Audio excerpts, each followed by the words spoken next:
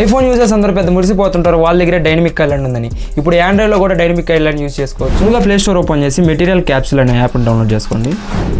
ముందుగా యాప్ని ఓపెన్ చేసి సెట్టింగ్స్ని అలో చేయాలి కాబట్టి ఇన్స్టాల్ యాప్లోకి వెళ్ళి మెటీరియల్ క్యాప్సూల్ని ఆన్ చేయండి.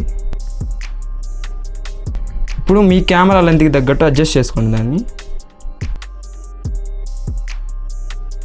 ఇలా కెమెరాకి అడ్జస్ట్ చేసుకున్నాక నెక్స్ట్ నొక్కండి. ఇక్కడ ఆల్రెడీ కొన్ని ప్రీసెట్స్ ఉంటాయి, మీకు కావాల్సి ఉంటే ఏ యాప్ తగ్గట్టు ఆ యాప్ని వాడుకోవాలి. నేను ప్రస్తుతానికి ఫ్లాష్ లైట్ అనేది ఆన్ చేస్తున్నాను. ప్లేయర్ కంట్రోల్ అంటే మన కస్టమైజేషన్ చాలా ఉంటాయి ఇక్కడ. దీని పర్మిషన్స్ అనేవి అలౌ చేయాలి కాబట్టి సెట్టింగ్స్లోకి వెళ్ళి మెటీరియల్ క్యాప్సూల్కి సంబంధించిన పర్మిషన్స్ అనేవి అలౌ చేయండి. ఇక బ్యాక్ వచ్చేస్తే ఇక్కడ మీరు దీన్ని అయితే ఆన్ చేసుకోవచ్చు.